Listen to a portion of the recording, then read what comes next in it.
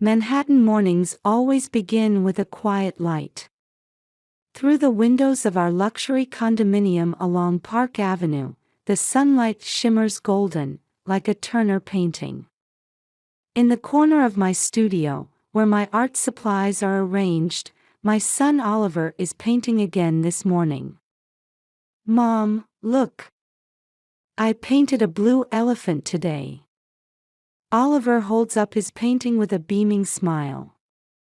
The bold blue that dominates the canvas seems almost too daring to be an elephant, yet it shows remarkable expressiveness for a 6-year-old. I gently stroke his soft black hair and smile, saying, "What lovely use of color." I'm Melissa Brown, a 32-year-old illustrator from Austin, Texas. Raised in a middle-class family, I excelled at art school and have held several solo exhibitions. While others describe me as having a gentle personality, when it comes to my son's talent, I possess an unwavering determination that I won't compromise for anyone. "Good morning, Melissa." James appears, dressed in his usual Brooks Brothers suit. As a director at a real estate development company, he's busy constructing one high-rise after another in prime Manhattan locations. He's completely devoted to his work, leaving household matters entirely to his mother, Patricia. "You'll be stopping by Mother's gallery today, won't you?" At James's words, I let out a small sigh. Patricia Brown is one of New York's most influential museum owners. My history with her goes back 4 years. Back then, I was participating in a young artist support exhibition at Patricia's museum. That's where I met her only son, James. At first, I felt uncertain about him as he stood intently studying my paintings at the exhibition. However, I gradually found myself drawn to his genuine admiration for art. Initially, Patricia highly valued my artistic talent and supported our marriage. I still remember her saying with an elegant smile, "Melissa will understand the Brown family's artistic tradition." 6 months later, we were married. Thanks to Patricia's arrangements, the ceremony was held at a historic church near the Metropolitan Museum of Art. Wearing a Chanel wedding dress, I seemed to be warmly welcomed into New York's high society.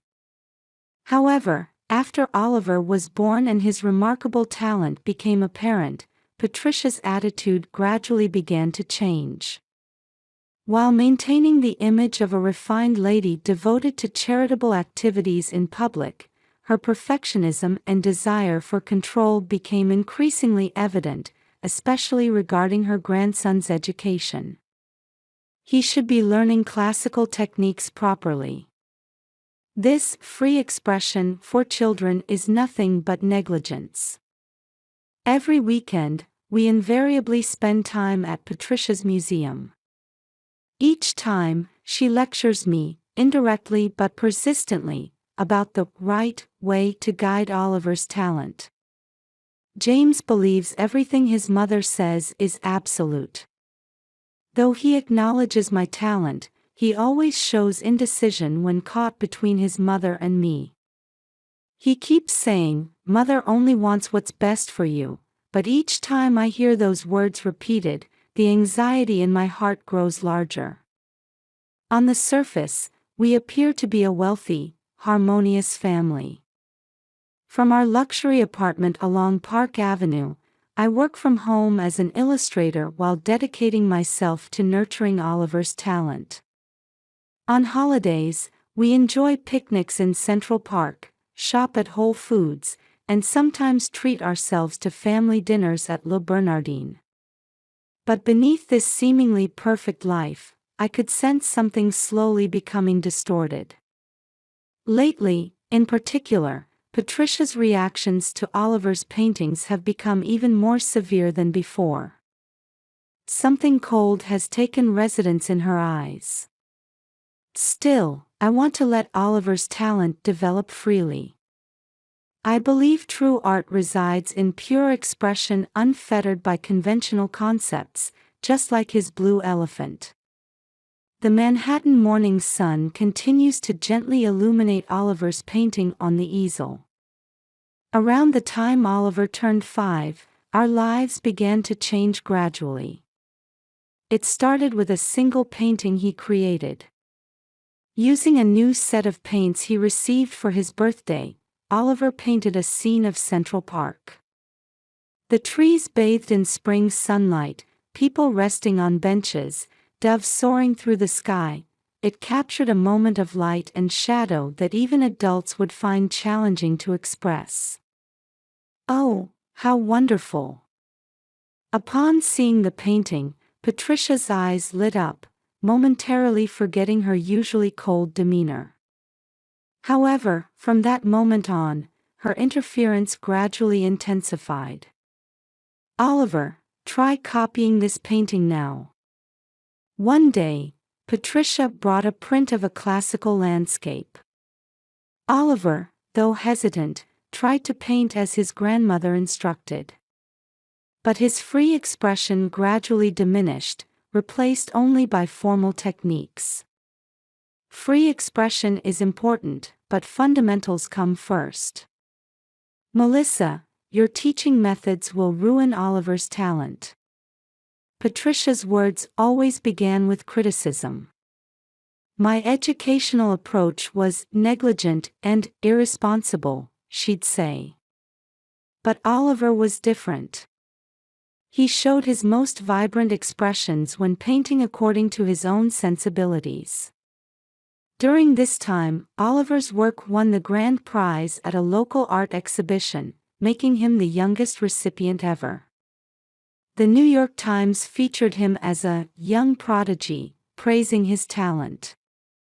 The reporter who came to interview us was captivated by Oliver's creative process. What free expression! It's like a dreamlike world, reminiscent of Chagall. The day after the article was published, we received an unexpected phone call. It was from MoMA's Children's Art Division. They wanted to hold a solo exhibition for Oliver. But it's too soon. He should exhibit at our museum. Patricia strongly opposed it. But I had made up my mind. I wanted to show Oliver's talent to a broader world. I'm sorry, but I want to respect Oliver's wishes. From the day I decided to accept the MoMA exhibition, Patricia's attitude changed completely. She began visiting our home almost daily to monitor Oliver's work. Her eyes, peering from beneath her Hermes scarf, were as sharp as a hawk's. Failing to study the classics makes you unworthy as a Brown family heir. You're the one destroying this child's talent. James would only nod silently at his mother's words. Mother is thinking of what's best for you. It's for Oliver's future. My husband's words were always the same. But my heart ached every time I saw Oliver nearly crushed under the pressure. I felt the colors slowly fading from his paintings. Mom, I'm starting to feel scared of painting.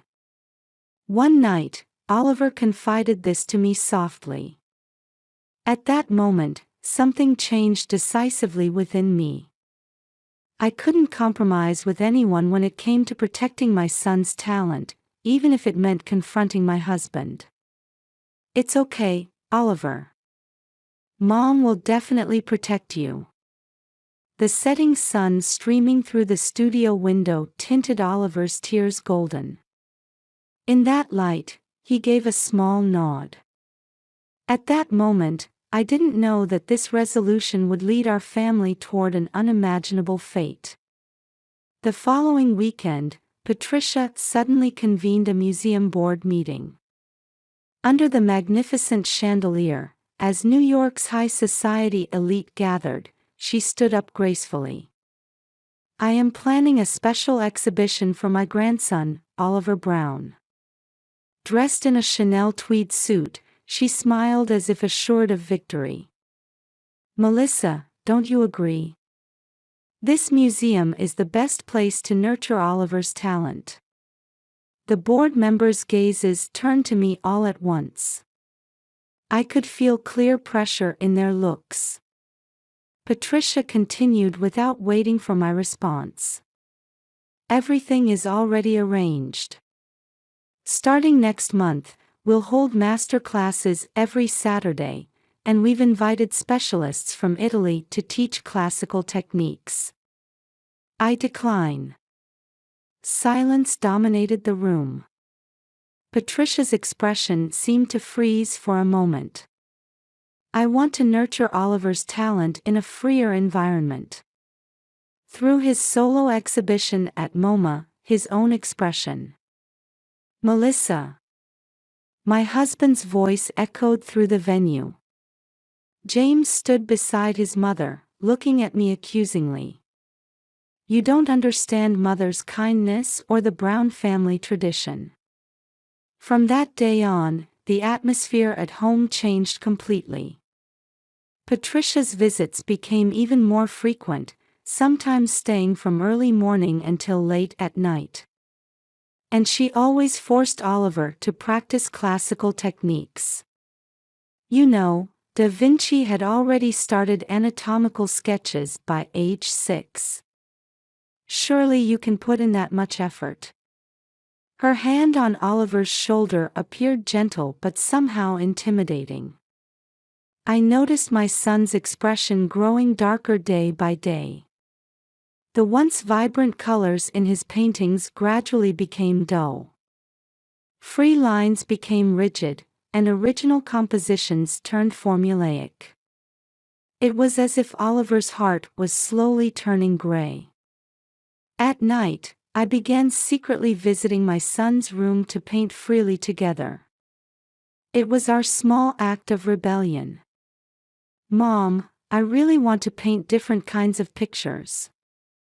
I want to paint a world where animals fly in the sky, trees are rainbow-colored, and the sun is smiling." Oliver's whispers strengthened my resolve even further. "I won't let anyone restrict this child's talent, even if it means damaging family relationships. Let's take a family trip to Hawaii." Patricia's suggestion came suddenly. During a family dinner at Le Bernardin, an upscale French restaurant in Manhattan, she elegantly tilted her wine glass as she brought it up. "Actually, I'm planning a special exhibition at my museum's Hawaii branch. Wouldn't it be wonderful to showcase Oliver's talent in this Pacific paradise?" Her Hermes scarf fluttered at the collar of her Chanel tweed jacket. The eyes beneath seemed somehow different from usual.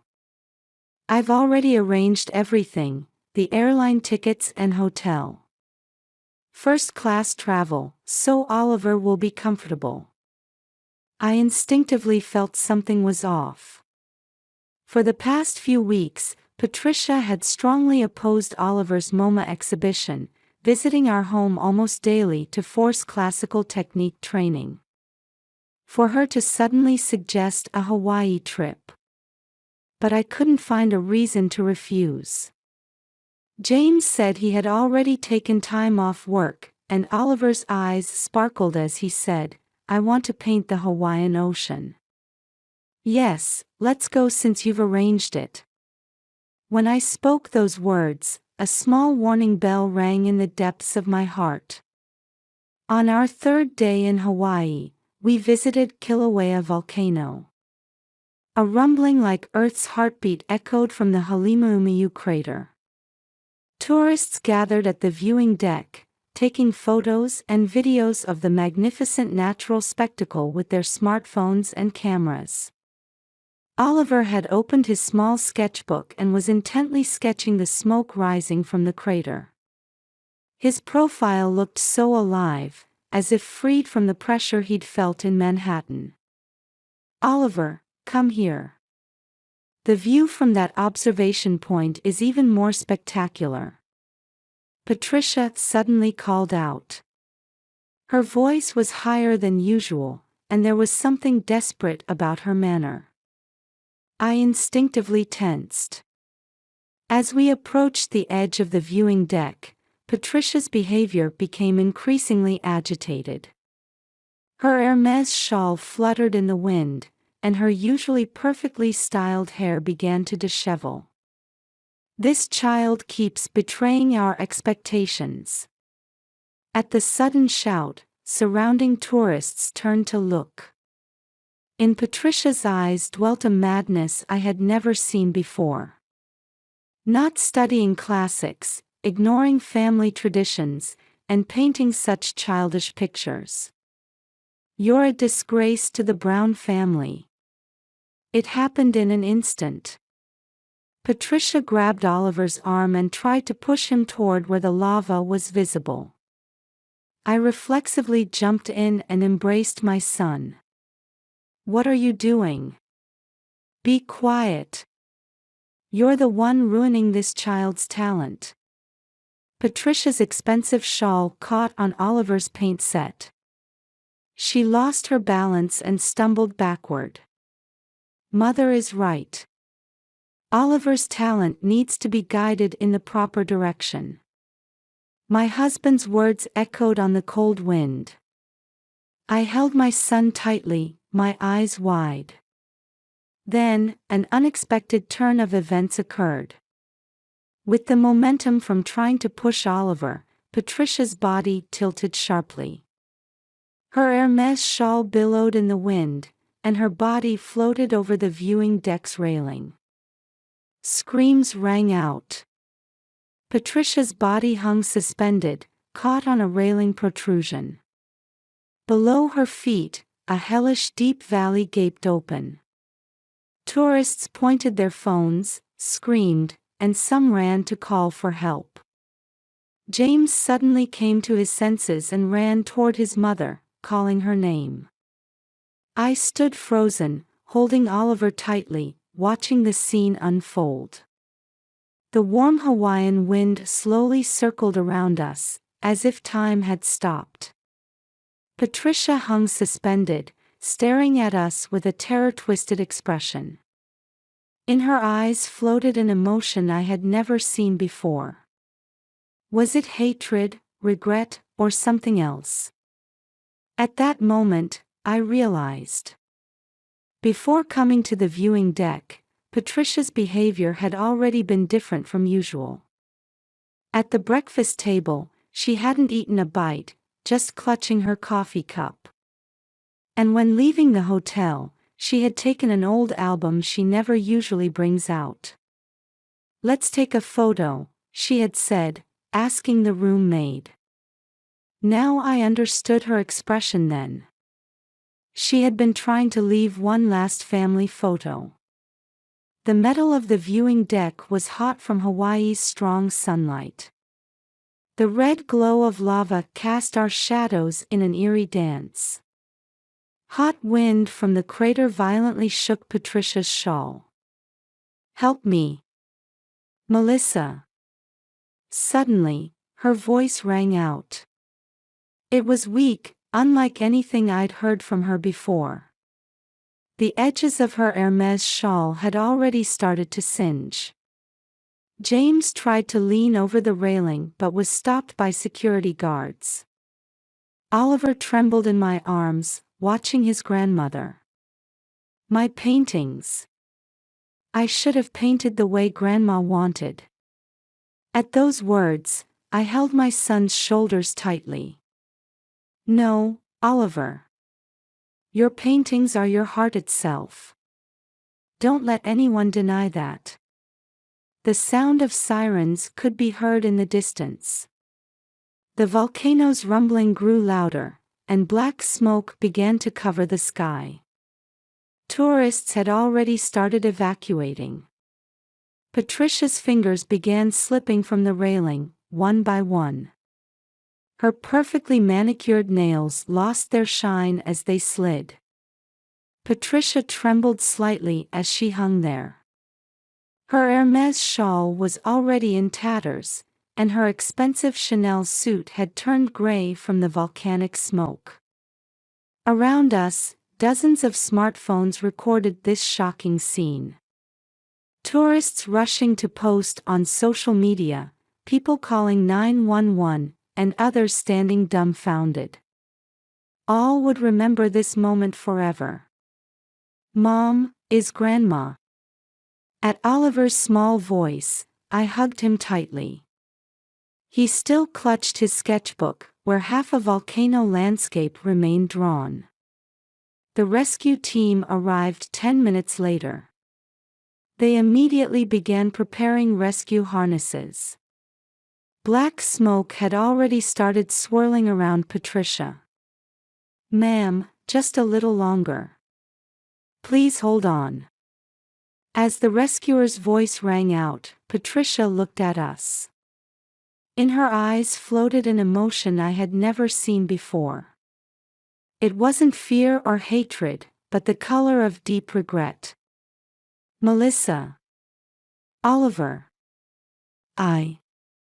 The rest of her words were swallowed by the volcano's roar. The rescue operation took nearly 30 minutes. During that time, we told everything to the police. The moment she tried to push Oliver, my husband's words of agreement, and the unexpected turn of events. That night, the news spread worldwide. Prominent museum owner left hanging after attempting to push grandson. New York society queen's shocking behavior in Hawaii. Family conflict over artistic talent leads to tragedy. Countless videos were posted on social media and spread instantly. The museum board members held an emergency meeting and issued a statement calling for her resignation. Her influence in high society crumbled overnight. A heavy silence awaited us when we returned to the hotel. James stood by the window, gazing at the nighttime Honolulu streets. "You were right." He suddenly turned and said. Tears glistened in his eyes. "Trying to mold Oliver's talent according to mother's wishes. I've been a terrible father." At those words, I felt years of pressure suddenly release. Oliver silently ran to his father and jumped into his arms. "Dad, can I paint freely?" James nodded firmly. His profile showed a gentleness I had never seen before. A month later, we moved to a new apartment in Manhattan. We completely cut ties with Patricia, who began receiving counseling from a psychiatrist. Oliver's solo exhibition at MoMA was a great success. His blue elephants, rainbow-colored trees, and smiling suns healed many people's hearts. The exhibition hall displayed an article headlined, "The Free Spirit of a Young Artist." A new family form gradually came into view. We enjoy sketching in the park on weekends and sometimes go gallery hopping together. James now accompanies Oliver to his art classes between work commitments.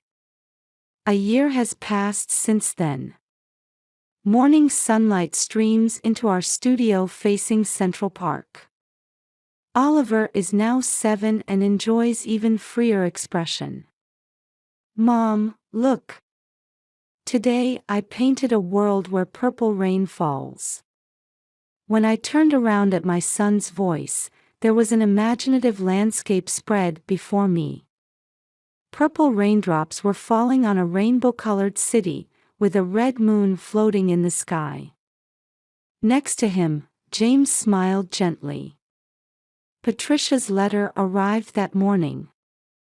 "I've seen Oliver's paintings. I was wrong. Art isn't something to be confined to a mold, but something to be set free." I held the letter to my chest while gazing out the window. The Manhattan skyline was wrapped in morning mist. Somewhere, bells were ringing, announcing the start of a new day. Well then, let's paint some wonderful pictures today.